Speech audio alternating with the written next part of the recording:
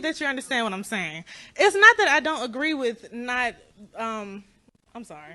Oh, it's not that I don't agree with, you know, what you just said, but you have to realize that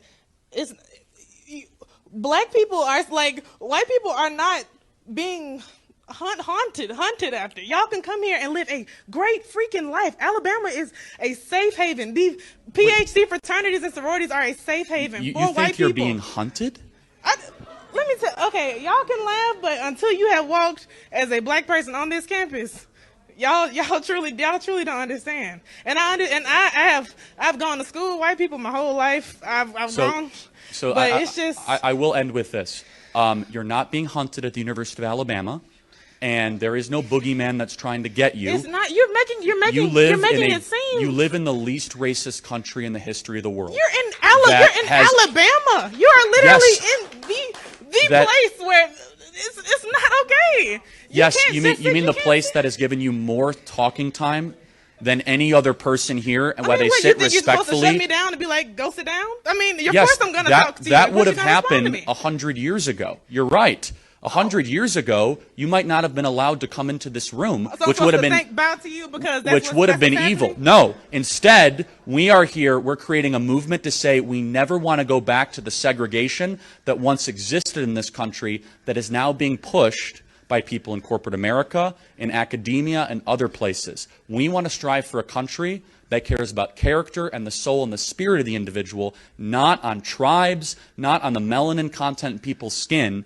And I will say this as compassionately as I can, is that you are not being hunted as a black person in America. There's not a single statistic that affirms that. There's not a single data point. Instead, the opposite is true. We are the least racist, most accepting, multiracial country in the history of the planet, and I pray one day you'll be thankful to live in that country. Okay. Thank you for being here tonight. Thank you. Everybody. CJ, come here. Really quick. I have a question. Come here. Go right there. Right there.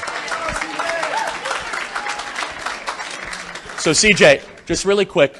You're a black person. Are you hunted at the university? You know, I don't feel hunted at this university, but I guess the difference between me and some people here is that I don't choose to be a victim, Charlie, which I think is the biggest problem we have here today are people who wake up every single day looking for a reason to be oppressed, looking for a reason to cry and make an excuse about why they're not in a position to go win. I don't see the color of my skin as a disability. I see it as simply an accessory that I couldn't control. I've been black all my life. I've been black today, and I'm thriving here. I think that's a roll tide right there, right? I don't know. And so CJ, let me ask you, CRT, racist? It's not just racist, it's the exact iteration of white supremacy, just in reverse.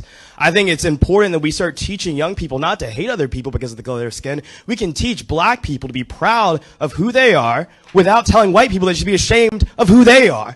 You know? Amen. Yeah. So, closing thought, CJ. Is this trying to divide the country? It's not only trying to divide the country, it's trying to break apart the foundation upon which it was built. You know, people forget the words of MLK, Rosa Parks, all those people who fought so hard for us to be a united country where we didn't see the color of one's skin but their character. This is about taking us away from the vision and the dream of Martin Luther King and just taking us to the dream of Kamala Harris, and I don't want to live that dream. Amen. CJ, you're a great American. Give it up for CJ, everybody. So good.